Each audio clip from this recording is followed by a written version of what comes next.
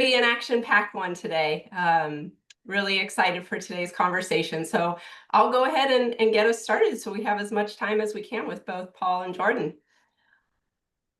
All right, welcome everyone. Thank you for joining us for today's Family Office Access Masterclass. I'm Danielle Patterson, your host, and I'm thrilled to be here with our special guests, Paul and Jordan Hutchinson. They are a father-son duo whose story touches on leadership, impact, and what it means to build something that truly matters. I won't read their full bios because it would take so long. They're both so accomplished. I've included the bios in Zoom, and they have amazing LinkedIn presence, so you can learn more about their work there, and we'll find out more afterwards. But just a high level to kind of set the foundation for our conversation. Paul is the executive producer of Sound of Freedom and the founder of the Child Liberation Foundation. He's led and supported more than 70 undercover rescue missions across 15 countries. Before devoting himself to work, he co-founded Bridge Investment Group Partners, LLC, growing it to nearly 20 billion AUM. His new book, which I am very excited and loving, The Sound of Freedom, is out now, and we'll dive into more of that in our conversation. And joining Paul is his son, Jordan. Jordan leads various investor events, including Jetson Capital, which are amazing. Excited to attend New York next week. He also advises both founders, funds, and family offices, and is launching his campaign for city council in Lehi, Utah. He grew up inside a family office environment, being connected to Bridge Investment Group Partners, and has built and exited many companies of his own, and now channels that experience into convening investors and pushing community-driven impact. Both Jordan and Paul's bios, as I said, are on Zoom, but today is really all about them. So we are going to jump into today's conversation. We're going to start really focusing a bit on Paul. And Paul, I'm just honored to have you here. Thank you for being here. I've enjoyed listening to a lot of your work. I got to hear you speak in Miami about the important work you've done. But I'm curious, since we're talking about family and legacy, before we really jump into the film and the missions, I want to go to the beginning. You mentioned that you exited your first company at 29, and then went on to build Bridge Investment Group. But I want to know what your upbringing was like. What shaped your first wins as an entrepreneur at such a young age? Well, I wanted to be a business. Can you hear me okay? Yeah, Is this you're going great. okay? Awesome. Awesome. I wanted to go into business from a young age, but my father told me, he said, Paul, he says, you're not going to do any good in business. I said, well, why not? He said, well, because you're not very good at listening to authority figures. And and his progress in business was starting at the bottom and working the way up the corporate ladder. And I was always of the mindset I would rather own my own hot dog stand than ask somebody when I could go to the bathroom, right? It was just this mindset of independence that started when I was young. And so, I actually wanted to be a doctor. After he told me I shouldn't go into business, I remember walking home one day and I told my mom, I said, Mom, I said, I want to be a brain surgeon when I grow up. And she goes, oh, she's all so happy. She says, well, why is that? I said, well, because I had just gotten like verbally abused and really bullied at school. And I said, because I want to fix how people think, right? Wow. And over time, I think I realized that I changed that to wanting to become a heart surgeon, a pediatric cardiologist, not a brain surgeon. And I think that innately I realized that in order to fix things like bullying and things like that, it wasn't about fixing how they thought. It was about fixing that heart space. And so moved forward with that. I actually took a bunch of pre-med classes in high school. I was 2 months away from taking the MCAT when I got in a major car accident. I severed all the tendons in my hand, and they didn't know if I'd have the dexterity to be a surgeon. And they told me, the doctor told me, he says, well, that one of the nurses, she said, well, you might not have the dexterity to be a surgeon. She says, but you can be a regular doctor. And my answer is, I said, no, don't get me wrong here. I respect the doctors who are out there. I says, but I don't want to be a regular anything. That's why I wanted to be a surgeon. I wanted to be a regular doctor. I wanted to be a surgeon, not a regular heart surgeon, but a heart surgeon, not a regular heart surgeon, but a one who specialized with children, a pediatric cardiologist. And so at that point, I changed my major to business and finance, and the rest is history in building the companies. I will say too that something that made a huge impact later on in my life was in high school. I was asked to be a part of something called the peer leadership team, which helped kids with drug and alcohol abuse and teen, a lot of problems, teen alcohol stuff and abuse in the home, physical, sexual abuse, et cetera. And I went through a bunch of training in high school to be a peer counselor. And in doing so, recognized that a lot of families didn't have the healthy bubble that I grew up in. A lot of families were dealing with sexual abuse and physical abuse and verbal abuse, and that kind of led into some of the companies that I built later. Wow. Well, I love that even at this young year, stories I've never heard. I love these interviews because I get to be the curious one and really learn something new about my guests every time. But I love that even at a young age, you were a man on a mission and you were gonna, forge through. And I love that even though our journeys don't always have a straight path, you have found your way back to doing that work to change people's hearts with the work that you're currently doing. So what a cool story. And so now fast forward after, not, studying business, tell us about this first business that you exited at such a young age. What was that all about? Yeah, so the company was Midwest Center for Stress and Anxiety it's led by a lady by the name of Lucinda Bassett, had a program that was audiobooks and a workbook and things like this that would help people with anxiety, depression, PTSD, addictions, childhood trauma. I started a marketing company that owned the worldwide marketing rights for her and then expanded that from there. We ended up with almost 50,000 people a month calling in off of an infomercial to get help. And I recognize that literally one out of every four people that we know deals with anxiety or depression or PTSD to the point where it's debilitating at some time in their life. And a lot of this comes from unhealed trauma of our past, unhealed childhood trauma, and it might not be, physical sexual abuse. It might just be, an absent parent at some point. Or, I mean, there's so many things. I mean, I think I caused as much trauma in my own kids as most families do. And I was trying to be a good dad, so all of us grow up in that space where we need to heal through something. And so yes, I sold that company at 29 years old. I sold it for $20 million. Now, most of that was restricted stock in a pink sheet company, but I was rich on paper, and that made me feel good about myself. My ego self was like, "Oh, I'm rich. Look at this." So, and I had enough from that to start investing in real estate, and met a guy by the name of John Pennington. John and I started a company called Bridge Loan Capital, which helped people with short-term asset-based lending. We built that up to almost loans out on almost $100 million worth of property. When I hired a guy named Don Hartman, I'm not going to go through all the details, but we ended up merging with a couple other companies. We bought a property management company, and we ended up creating Bridge Investment Group from Bridge Property Management and Bridge Loan Capital together ended up being Bridge Investment Group. And that is now about 48 billion in assets under management. I retired in 2017. We're just under 20 billion in assets then. We had about 4,000 employees. John and I were the co-founders of the fund, and I'm still an owner, still a founder, still get checks, but I retired to focus full time on philanthropy, on healing humanity, on the Child Liberation Foundation, and on our company and new foundation that we'll be launching called Liberating Humanity as a whole. So that's my full-time focus since 2017, and handing the baton off to my son Jordan, who is killing it in the family office space and bringing together ultra high net worth people.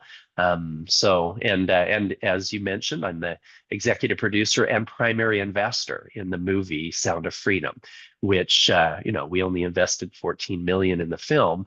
It ended up over 200 million in the box office and almost 300 million total now with all the digital sales, et cetera.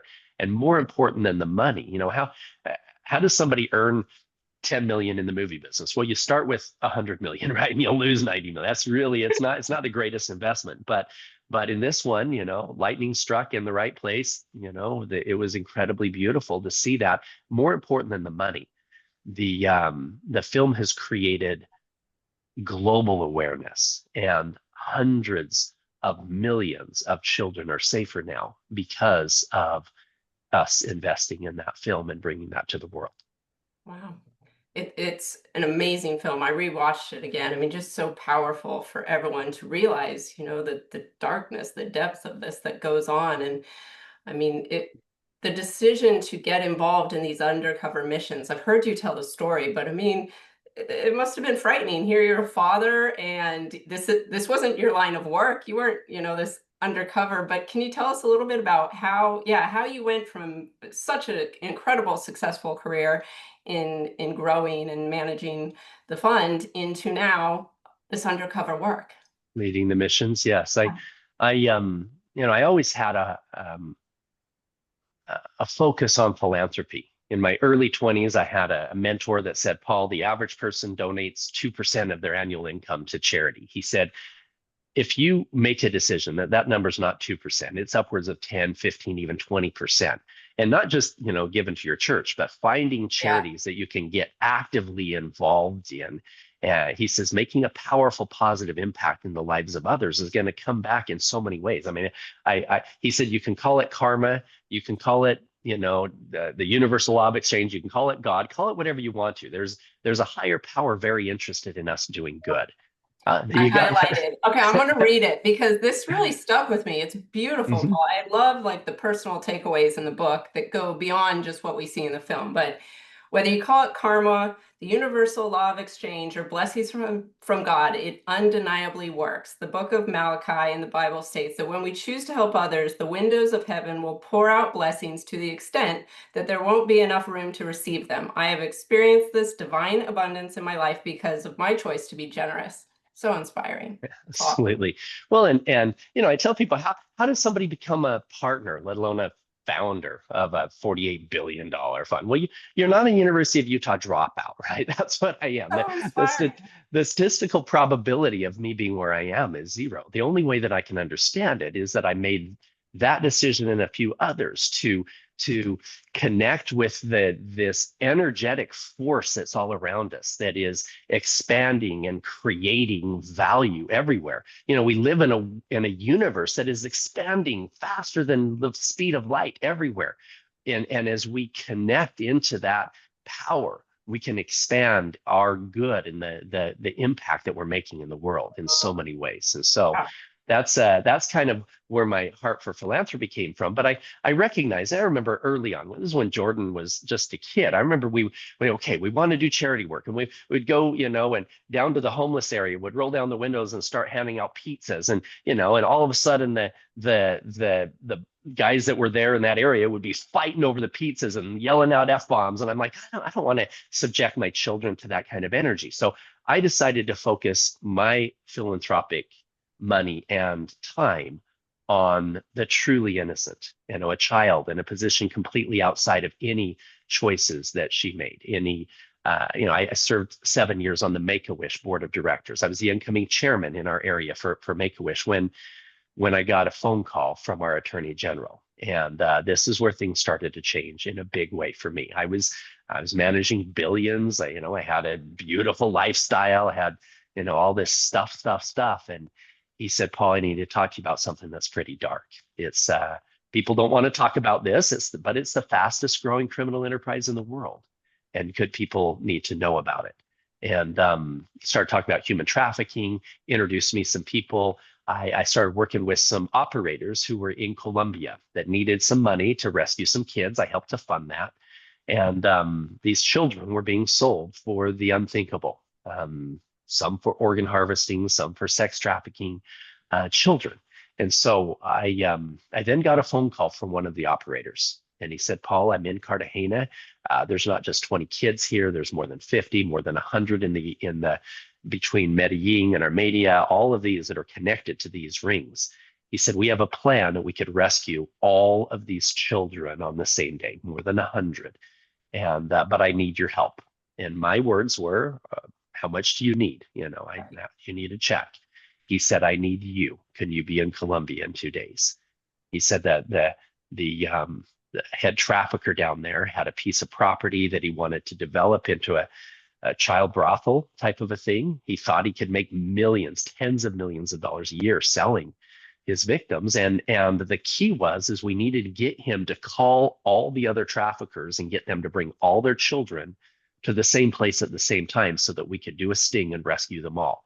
And so the plan was I would fly down. But he says, I need you. Can you be in Colombia in 2 days? He said, I need you to come down, negotiate a multi-million-dollar real estate transaction with the traffickers and tell him the only way that you're willing to fund it is if he's willing to bring together all of the children that were being sold in the region all to one place. You're going to have a party with your friends, and if you're happy with the inventory, then you'll fund it. And so he knew a little bit more about my background than most people. I have some skills that makes me somewhat safe in a dangerous place. I was literally training Jordan how to shoot a gun when he was 4. He was The beginning of the book talking about, training and the self-defense. I'm like, sign me up. I want my kids, at that same exactly, level. Yeah. exactly. We live in a world where unfortunately there are people who would do harm. And so I don't want to be a helicopter dad and try to, have security around my kids all the time. I'd rather make sure they're their own security, that I'm my own security, right? That there is we can take away a gun faster than somebody could pull the trigger every time. This is a lot of training that we did, and in doing so gave me some of the skills, but we had some Green Berets, Navy SEALs, they're real operators that were part of that mission. And then so 2 days later, I'm in Colombia, and that's the mission that we highlighted part of it in The Sound of Freedom. If you guys saw the film, we actually took 8 different rescue missions and put them all together in the same film. About 20 different operators that we had to put their roles into just a handful of characters.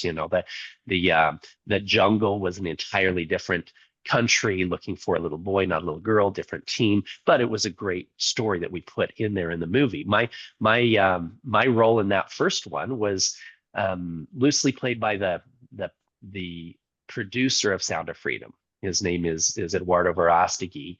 He plays the part of the multi-billion-dollar fund manager who Jim Caviezel calls and says, "Hey, if we can get you to fund this and play this role." And so that was me in real life. He played Pablo in there, and I was there on that first mission, and that set the course for what ended up being 10 years of leading missions in the darkest places of the world, but also helping me recognize the darkness that humanity ends up in when we don't fix our shit, and what the light looks like, what liberating humanity looks like, how we heal that and the rest of humanity so we don't end up having to have conversations about child trafficking. Absolutely. Wow.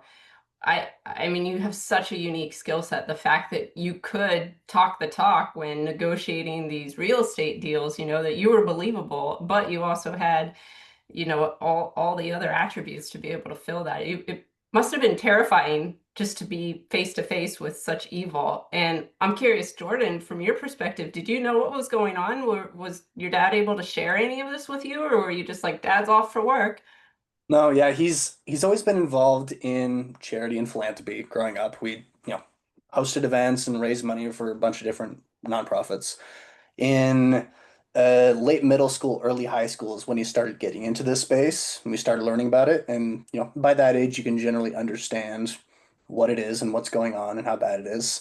And then when I was, again, middle of high school was when he actually started going undercover. And Yeah. that's when it got crazy of I don't know if dad's, raising money or going undercover talking to bad guys, but hopefully Yeah. we'll see him this weekend. Changing the world. Yeah, Amazing. Well, crazy.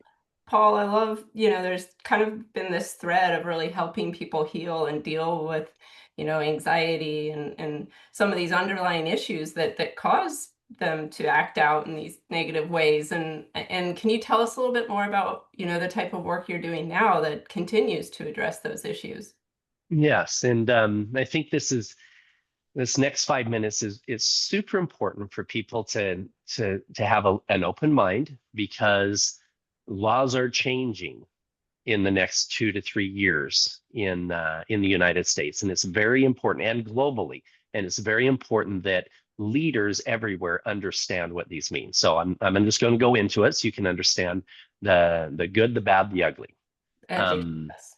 so so when I was running the anxiety depression company, it would take 12 weeks with a personal coach, 1 to 2 hours a day, to help people start to really make an impact when it came to changing the negative habit patterns of thought, the worry, the what if thinking, the negative expectations, the perceptions we have of ourselves, et cetera. And the reason why it's so difficult is this. If you imagine that when we're little kids, we have this, imagine a gold bar. This gold bar is our subconscious mind. And when we're children, 0 to 7 or 8 years old, our brain is in a state of hyper neuroplasticity, right? We're very, very impressionable. We can learn 3 or 4 languages at the same time that we're learning how to ride our bike and learning how to eat and all of this other stuff. But if that gold bar is more in a flow state, you can mold it however you want to. You can turn it into a bar, into some jewelry, into whatever else, because it's hot, it's a heated state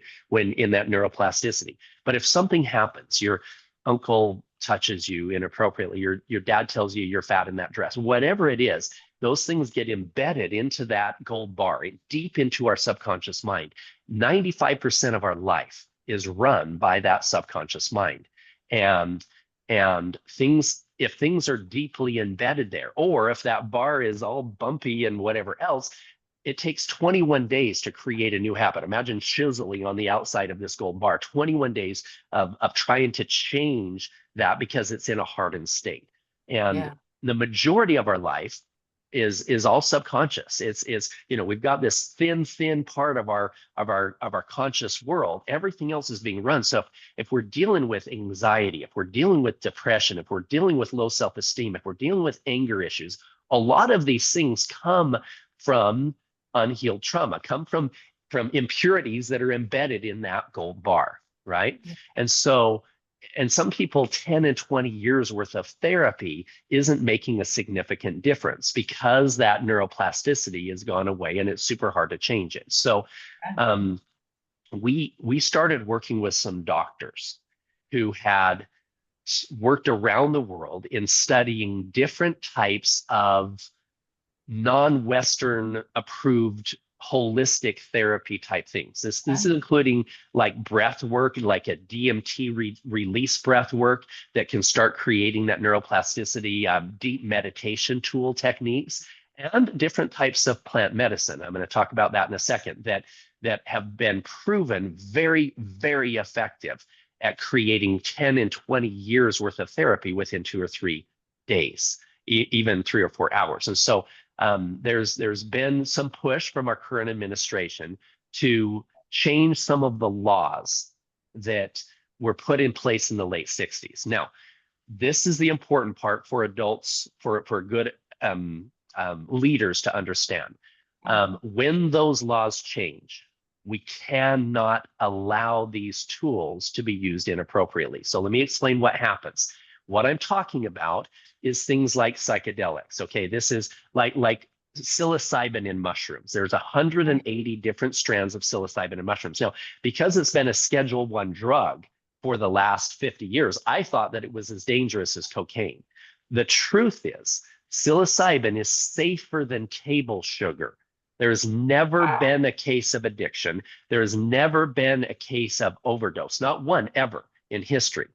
And you could literally die with the same dose of table sugar as you could that same dose of psilocybin. And so it's safer than table sugar. Now, what happens, and this is why it's so important to understand it, that the psilocybin creates a temporary state of hyper neuroplasticity, like when we're children, right? That gold bar that is hardened your whole life, now it turns back into a flow state for 3 to 6 hours. Now, in that flow state, that it doesn't fix anything. What it allows you to do is, if you have a clear intention, a trained facilitator, you can literally go in and take out those impurities in that flow state before it gets hardened back into your hardened bar again, if that makes sense. And so now this is why it's very, it's not only a bad idea,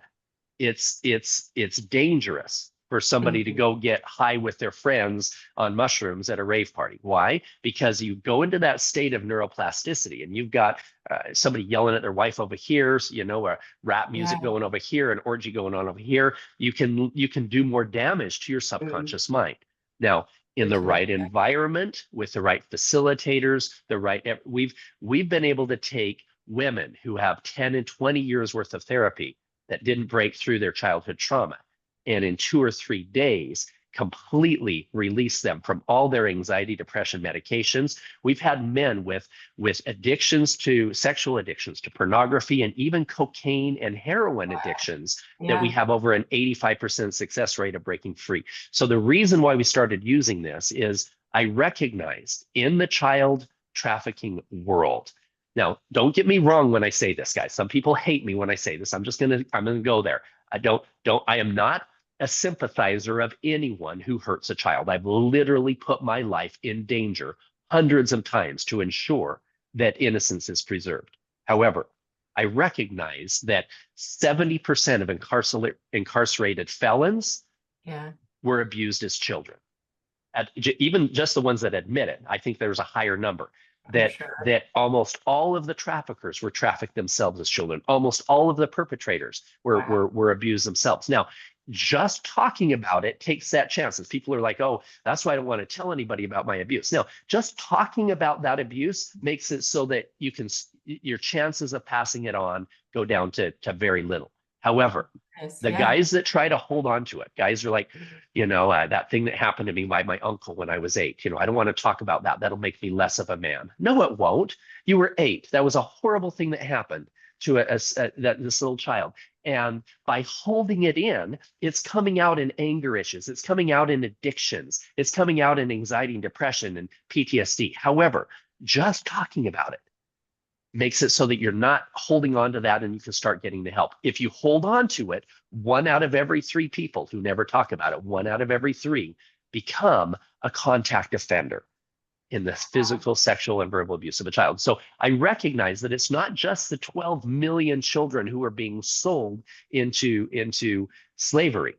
There are 1 out of every 4 women that we know has been through that trauma as a child in their own homes. As a child, 1 out of every 5 of men at some time in their life, but a quarter of them, it was under the age of 10 years old in their own homes. And so it's so important that we start recognizing where the toxicity is coming from. Somebody doesn't just grow up at 45 years old, goes to Columbia, and decides he's going to go traffic a child. It was already going on in their own neighborhood, in their own house, and we have to help humanity heal. And there are tools that are very, very effective at helping people heal from their own trauma, and even helping leaders who feel stuck step into their highest and best version of themselves. And so that's where I focus most of my time now, is with influencers, not necessarily ones who are abused as children, but if I can help them come into a 5 to 7 day fully immersive transformational retreat experience, then they can step into the highest and best version of themselves, and that ripple effect will make all the difference in the world. So that's a high level of what that is. We can, bounce on that later, thank you. I mean, even just having the conversation and talking about it, like you said, it starts with that awareness, and then that transformation, that is incredible. And there's so much healing in this world that needs to be done. And so thank you, Paul. Thank you for the work you're doing. Thank you for being here to talk about it with everyone. And I'm very excited to learn more, and how I'll ask, how do people participate in your retreats? So liberatinghumanity.com has lots of information there. Just go to Liberating Humanity. You got information there on how to keep your kids safe, et cetera. Now, we have facilitators, trained facilitators that we have trained that do these retreats for between $3,000 and $5,000 per person. The ones that myself and Vanessa and Kira, the ones that we host, are 10,000 a person. They're an entire week though, and I tell people, if you're not getting at least $20,000 worth of value out of it, then I'll give you your money back. And we've never had anybody ask for that. And Wow. and because in my 7-day retreats, it includes a mastermind. It's not just releasing things that don't align. It's stepping into the highest and best version of ourselves in that space. And so they can get some more information on there. I tell people, if you want me to donate an hour of my time, if you donate $1,000 or $10,000, you donate $10,000 to the Child Liberation Foundation, I'll donate an hour of my time in mentoring you in your company and looking at your deals, et cetera. Or you can spend the same amount of money with Liberating Humanity, and I'll spend a whole week with you, not just an hour, but we're going to work on your shit. So. And free, a lot of great leadership. Amazing. Exactly. Well, I love it. Well, Paul, I feel like I knew that this hour was not even going to be able to help scratch the surface of what you've done. I mean, what an incredible career. And I love the thread that has just led you right back to helping humanity. A lot of people on this call are in a position to raise capital. They want to connect with, family office investors. And I mean, you did it. Do you have any feedback before we move on to Jordan and his expertise, which we'll Well, and more that's about really that's where Jordan shines on now, because that. he was there with me from the beginning. He recognized that, the big whales swim deep, right? It's difficult to get a meeting with a billionaire family unless you have a relationship with them. And so I had a lot of different ways to cultivate those relationships, and I'll stay on and, just to support Jordan for the next half hour. But the truth is, he has gotten really, really good at that. At a very young age, he was at, lunch meetings with senators and billionaire families, and got to see the process of building those healthy relationships with them, to the point where they would trust us with putting 10 million, $20 million with us. So I've been out of the capital raising game since 2017. Yeah. But I You're will. passing the torch, and Jordan.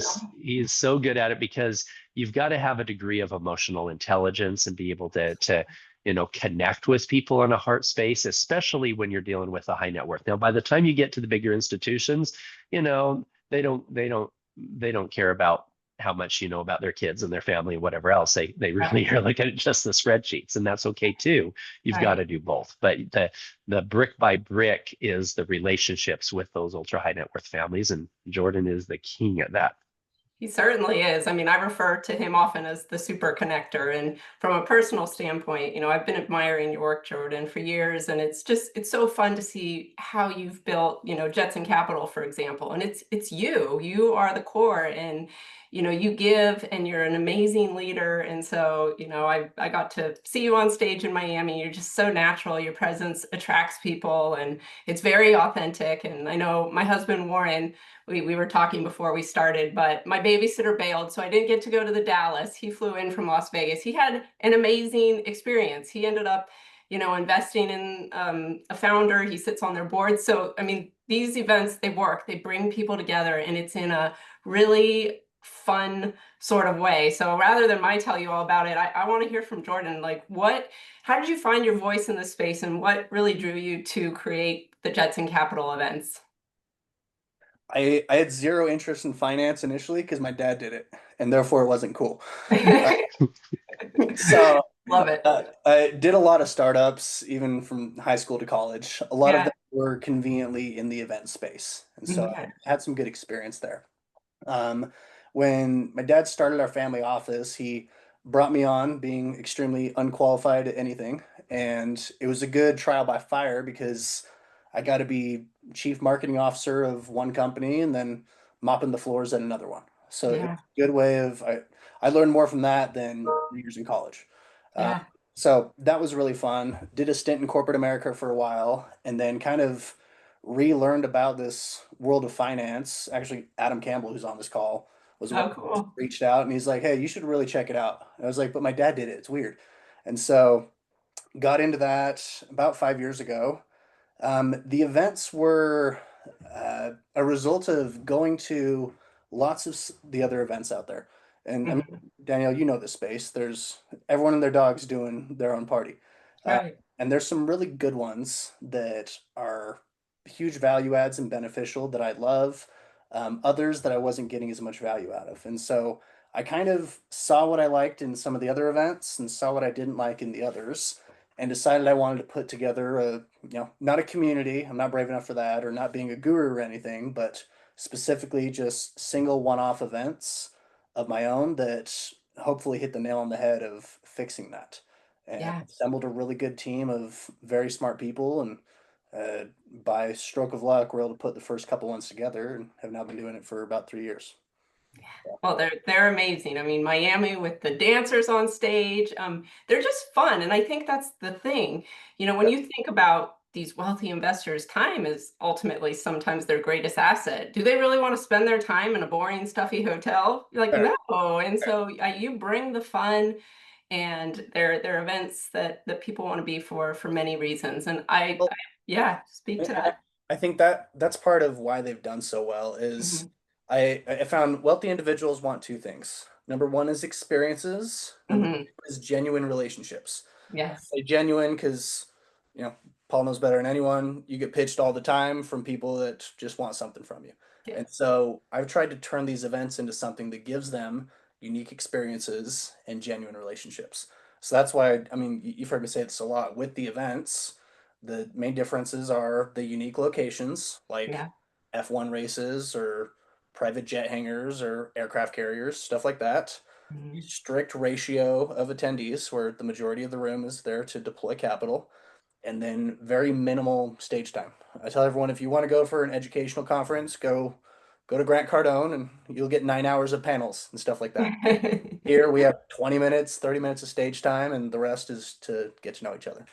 Yeah, that's wonderful. And what I really appreciate as well is there's so much that happens outside. You've got this amazing WhatsApp channel. I have met so many people through being a member. So many conversations happen afterwards. I also really appreciate the webinar that you put on before for those that aren't there as allocators. Can you tell us a little bit about that? I think Yeah, it's valuable to go into this with the right mindset. yeah, absolutely. So to give context, like my dad was saying, there's institutional capital that doesn't care about their relationships, and then there's a lot of the folks we work with, the high net worth, the family offices, the investors that they prioritize relationships a lot more than the deal. And when I speak, I talk about how, hey, it doesn't really matter how good your deal is, it matters how your relationship is with that person. That's what will make them pull the trigger. And so what we try and do before our events is, like I said, we do this webinar. It's next Tuesday at noon Eastern. And I get everyone that's coming to our events that's trying to raise capital, Mhm. which it's about 15-25% of the room, because even some of the investors are raising, as you know. Yeah. And we go through basically how do you make this effective? And Yeah. I'm very clear of, hey, don't be the guy that's running around saying, hey, here's my pitch deck. Are you interested? Ditch the pitch, right? All the time, yeah. Because it's a huge turnoff for prospective investors.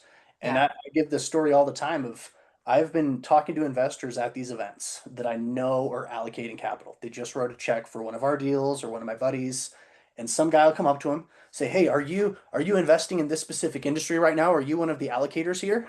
And the guy's like, "No, no, no, we're raising for a real estate deal." And the guy's like, "Okay," well, runs away. Oh, no. And I'm like, Right. bro, I You're know like, you're I'm, doing I'm real going estate. to help these people out for Yeah. their own sake, for Yes. everyone's sake. Yeah. Yeah.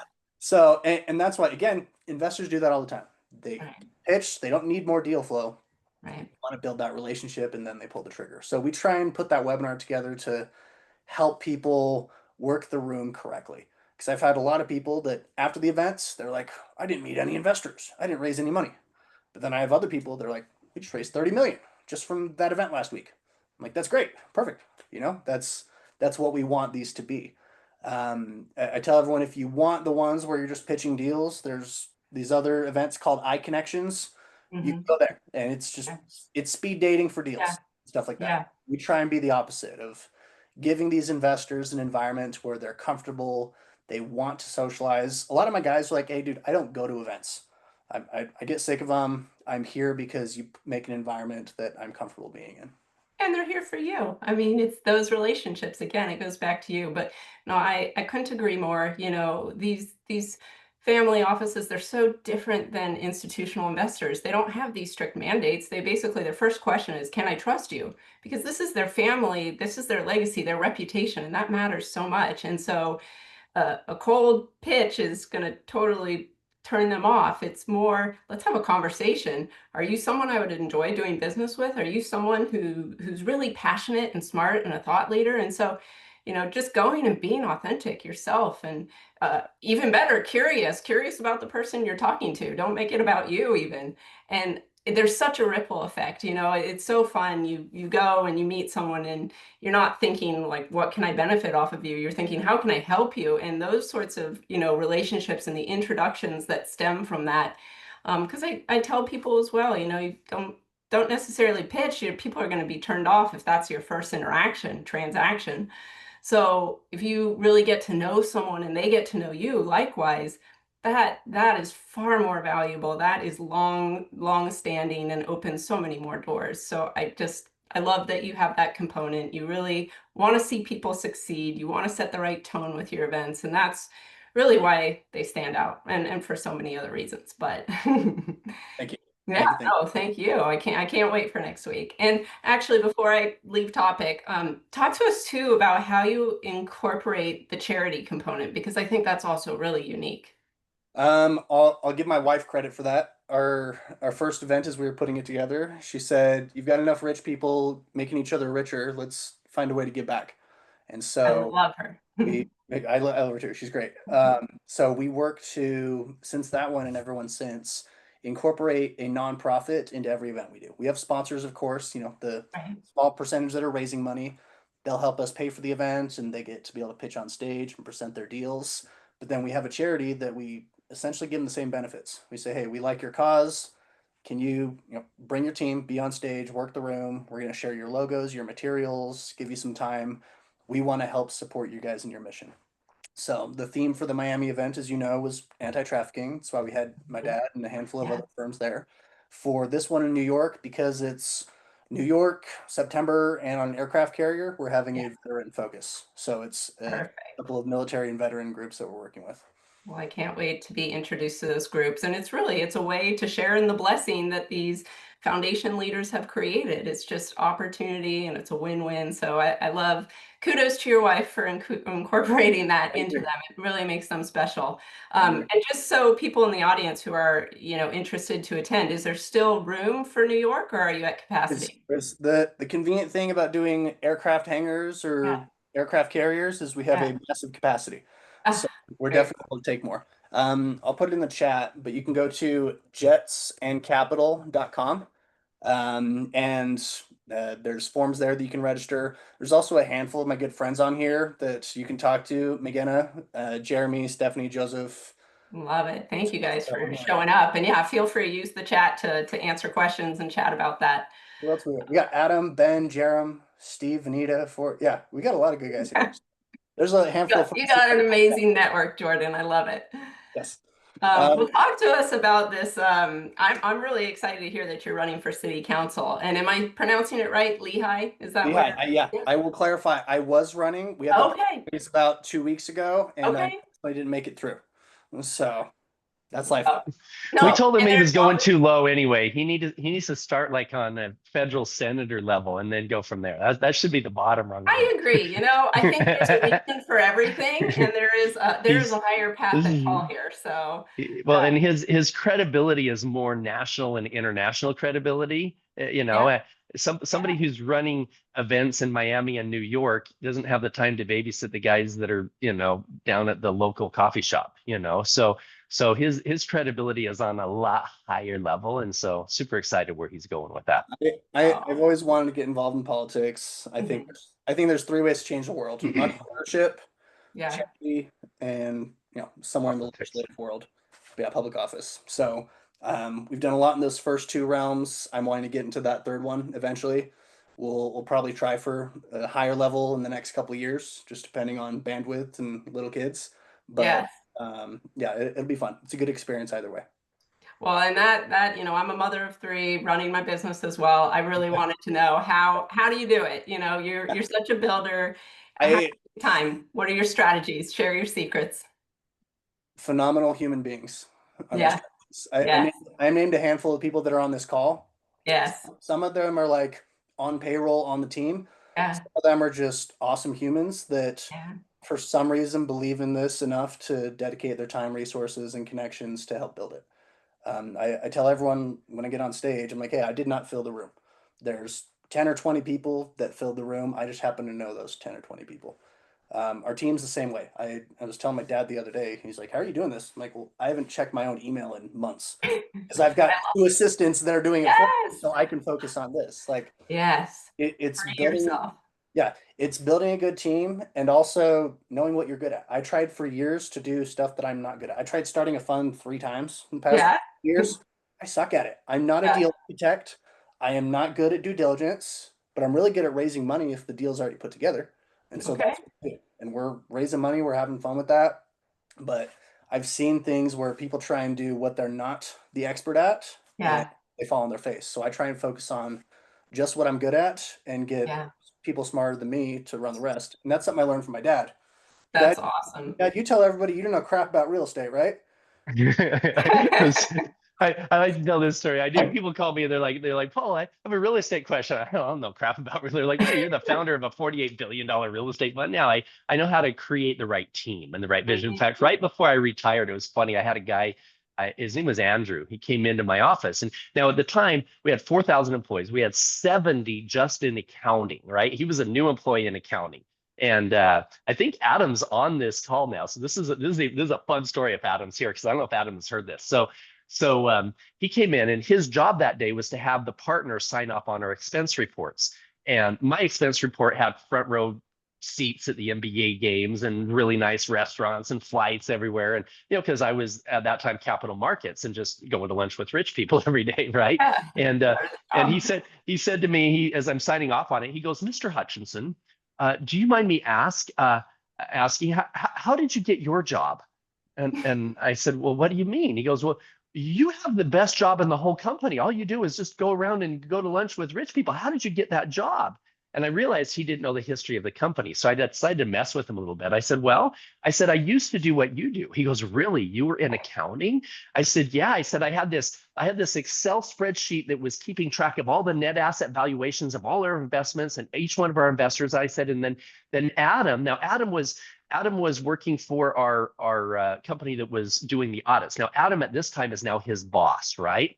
I said, so Adam came in doing the audits and he said, Paul, he said, all the numbers are right, but there's a lot easier way of doing it than what you're doing. I said, so I got replaced by Adam. He goes, really, you did? I said, yeah. I said, then I used to do what Jonathan does. Now, Jonathan today, here in 2025, Jonathan is the CEO of Bridge, right? And now that we gone public. But at the time, he was, underwriting assets and stuff. I said, so I used to do what Jonathan does. He goes, really? You were underwriting our deals? I said, yeah. I said, every day I had the stack of papers. Every day I went home with a headache. I said, so I got replaced by Jonathan. He goes, oh, wow. I said, so the only thing I was any good at was going to lunch with rich people. So that's where they put me. And he goes, oh, wow. I said, then he said, well, how many people were here when you started?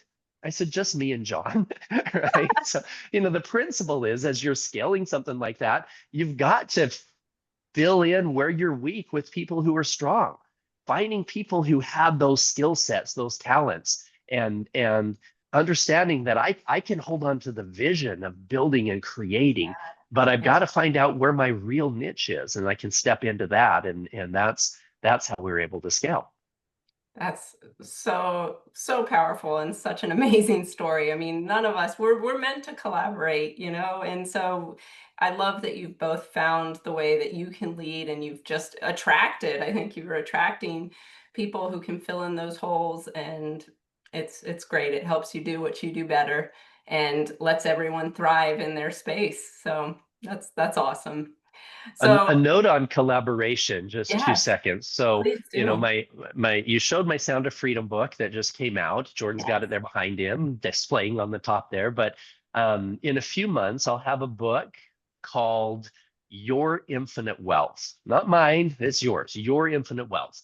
And you can get the first couple chapters by just going on to Liberating Humanity and click on the link. Now, we will have your email address. I'm not going to spam you. We're just going to tell you about cool events like Jetson Capital and when the book's coming out, etc. But that book, changing the mindset of success. That chapter 1 is scarcity versus abundance. Your economics teacher lied to you, right? And talking about changing your mindset of and aligning with this energy of abundance that's around us everywhere. The chapter 2 is value for value. And in the universal law of exchange and how to create real value in the lives of others. And chapter 3 is collaboration. It's that win-win-win-win and understanding how to collaborate with the right people at the right time to create infinite wealth for you and your family. So I think that will really resonate with a lot of the people here. That's a free opportunity on Liberating Humanity. And I'll even send you a link directly to it, so you can send it out to the group as well. Tomorrow I'll send the recording, so please do. I can't wait to read it. I did not know that, and it just sounds like such a powerful book. Yeah, I think you'll resonate well with it. And it goes through a lot of these principles that Jordan's using now and creating this second, third generation wealth as well. So it's going to be beautiful. Awesome. Can't wait. Well, Jordan, I feel like every time you and I catch up, there's just some neat, exciting thing looming. And I know not all of it can necessarily be discussed publicly, but I'm curious, where will the next Jetson Capital be, or what's in the pipeline for you? Oh, happy to. Well, first off, the next Jetson Capital, since I know we kind of didn't specify to everyone, it's next week in New York. I tell everyone we normally do a jet hangar, but there's no good hangars on Manhattan, so we rented out an aircraft carrier, which is, I think, pretty good. That'll be next Saturday, the 27th. For those of you guys who are interested in coming, just like I said, go onto our website and our team will happily hop on a call or talk to McGenna. She's definitely talks to everybody. She's my favorite point of contact here.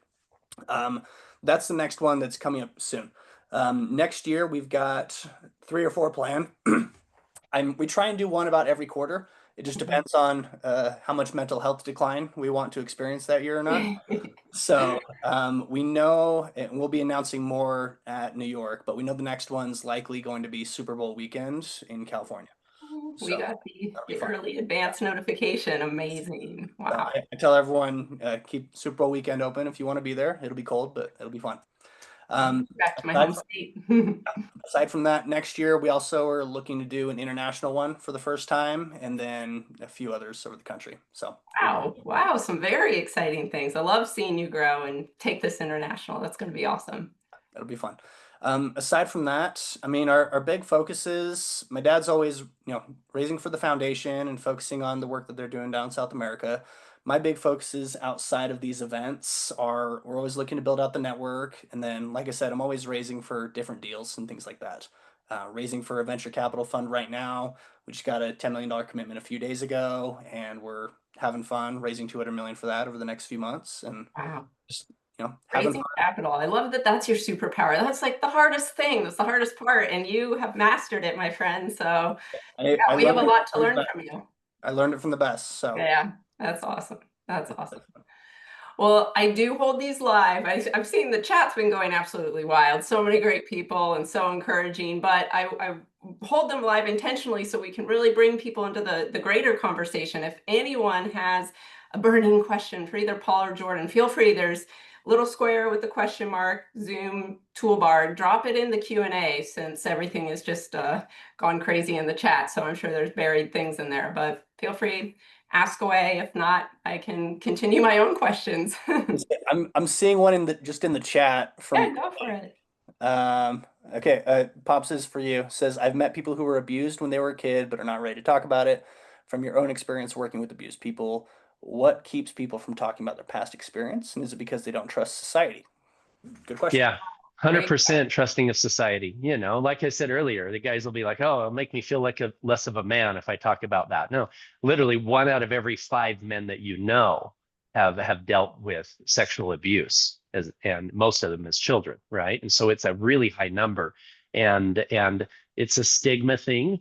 What we have to do is change that stigma, because they think that if other people know they were abused, that means that they're more likely to be abused. Or no, it's holding it in It's holding it in that creates the anger and the low self-esteem and the likelihood of it passing on. By bringing it up and saying, okay, I'm releasing this, even if it's just to your spouse, just something simple. And then even in our retreats, you don't even have to bring up the details of it. A lot of therapists try to get you to relive and relive and relive. No, that doesn't help anything. It's actually is anchoring something in your subconscious mind when you're trying to relive something. Instead, it's going in and releasing the negativity that's attached to it, changing the perspective of what happens, coming in from that heart space and releasing the shame and the guilt and the which sadly a lot of kids feel shame and guilt for something that a freaking adult did to them, right? And so a lot of this stuff is holding them into that space. But we understand that space very, very well. We started out working with veterans who had PTSD already that, 20 years after serving in the military, still were dealing with their PTSD, and we're able to help them break free of that.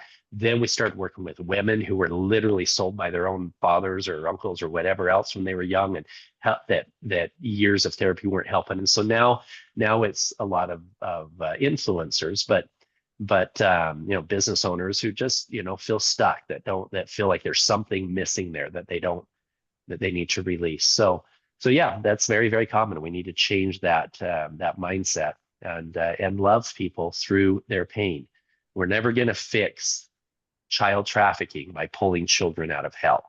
We're only going to fix it by pulling the hell out of humanity. And we have to all heal, even if we would never ever hurt a child. The ripple effect of our actions in every way, and I can go through many examples of how just showing up at work without fixing your shit, you come up with a bunch of anger issues and you're yelling at an employee, and that tension transfer. He could go home, yell at his wife, she yells at the son kicks the dog, and literally the kicking of the dog came from your yelling at work.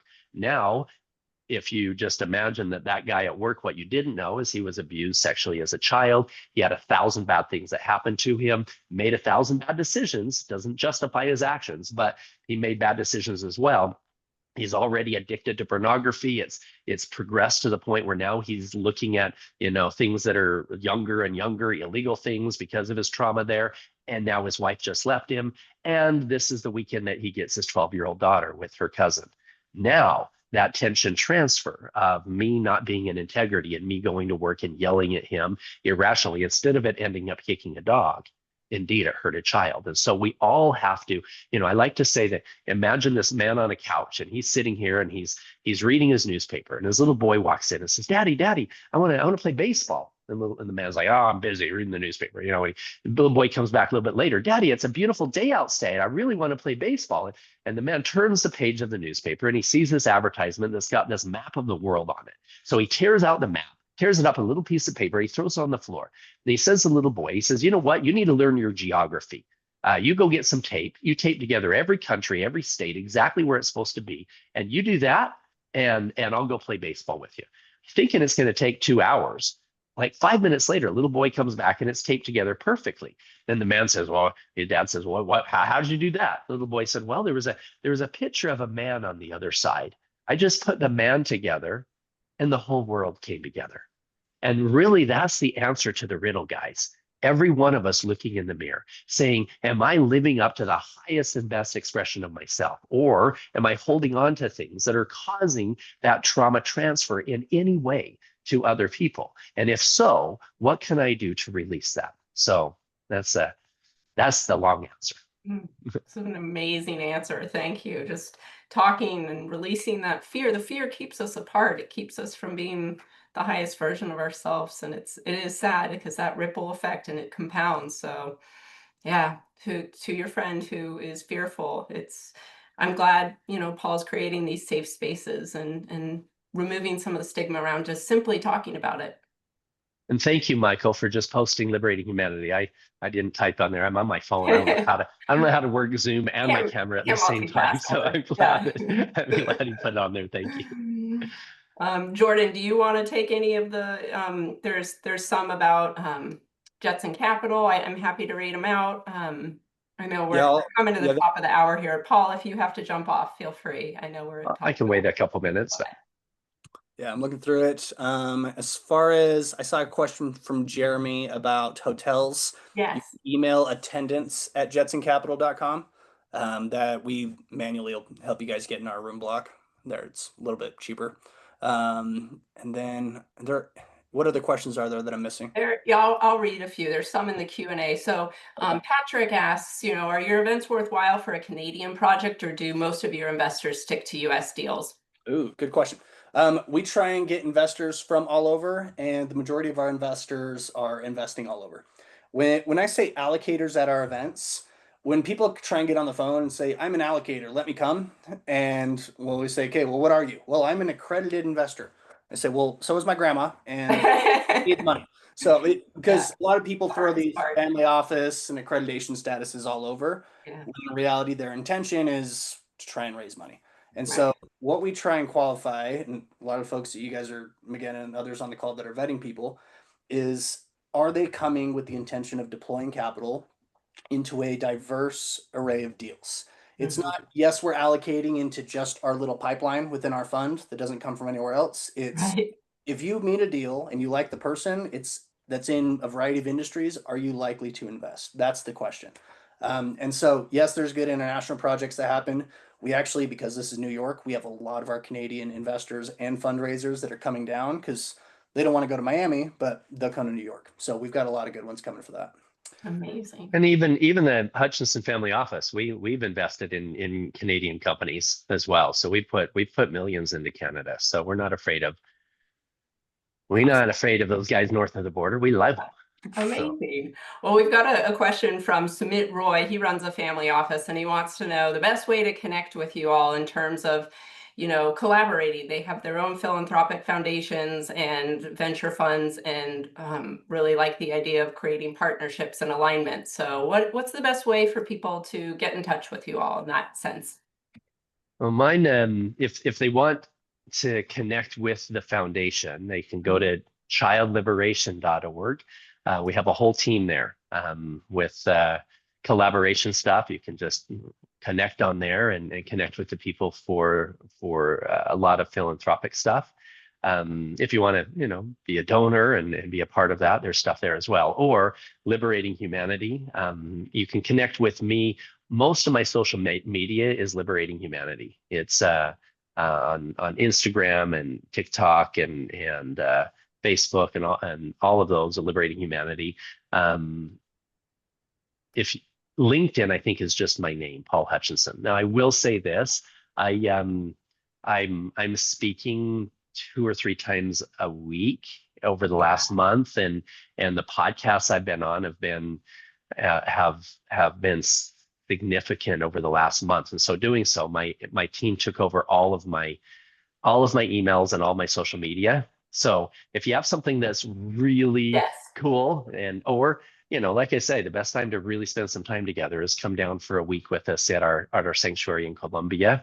That's the one-on-one time. Outside of that, just connect with Jordan and he'll open up the whatever avenues to the Hutchinson family office or connections to our inner team. Amazing. And Paul, will you be in New York next week? Working on it. I have a You're a I have busy a man. literally here's what's supposed to happen. I was supposed to fly to Italy.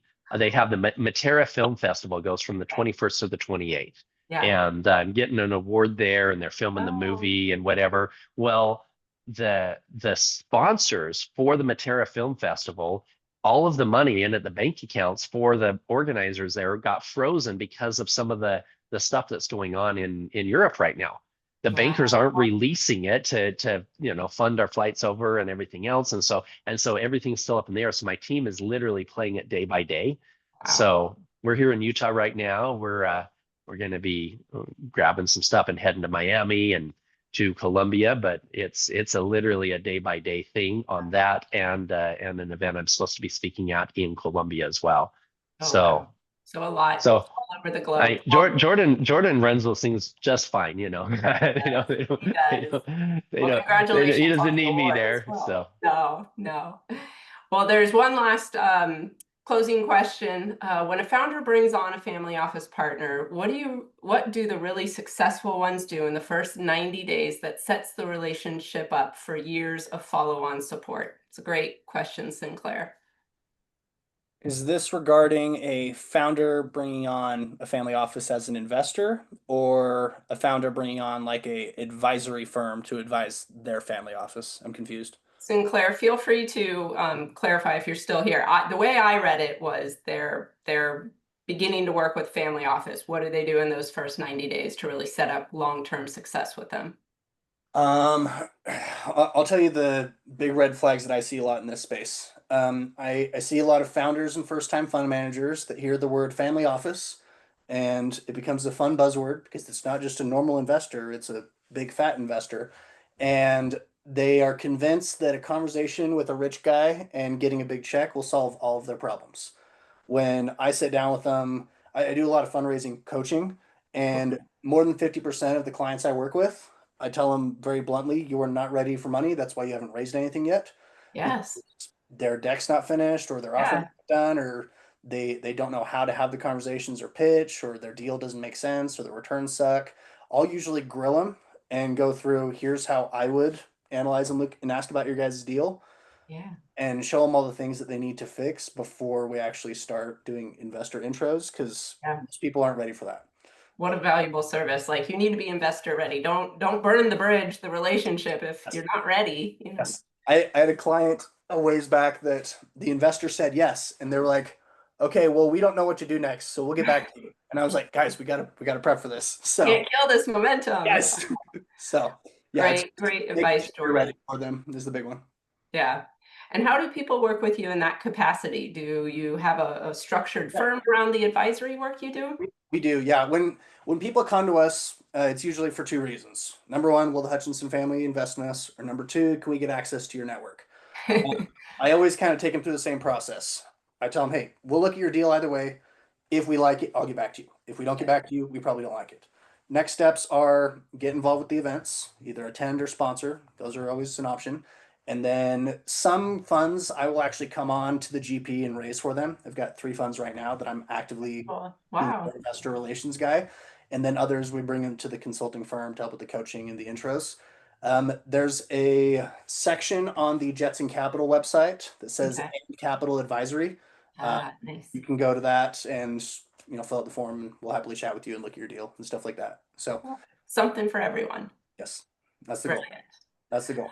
Well, I know we have gone way over. Thank you guys so much. Just, Paul, Jordan, for sharing your wisdom so generously and your time. And to everyone in the crowd, thank you. Great questions, great engagement.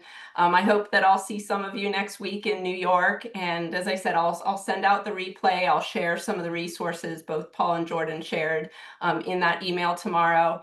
And as a reminder, these sessions are hosted by Family Office Access. Our research and learning platform really helps you find aligned family offices and start better conversations. And as a gift for attending, you're welcome to start a free trial. And anyone who decides to subscribe can get 20% off with the special coupon code MC20. Anyhow, that concludes an amazing masterclass session. Thank you, Jordan and Paul, from the bottom of my heart. This was awesome. Yeah, I love what you do. It's difficult being a connector, let alone putting a structure around it. So I applaud you. I love what you guys have built. I love your community. Met some very, very amazing people, done some good deals with some people in your community. So thank you for what you do here. Well, I can't wait to see you next week. You as Thanks, well. guys. Thanks, Danielle. My pleasure. Thank you, everyone.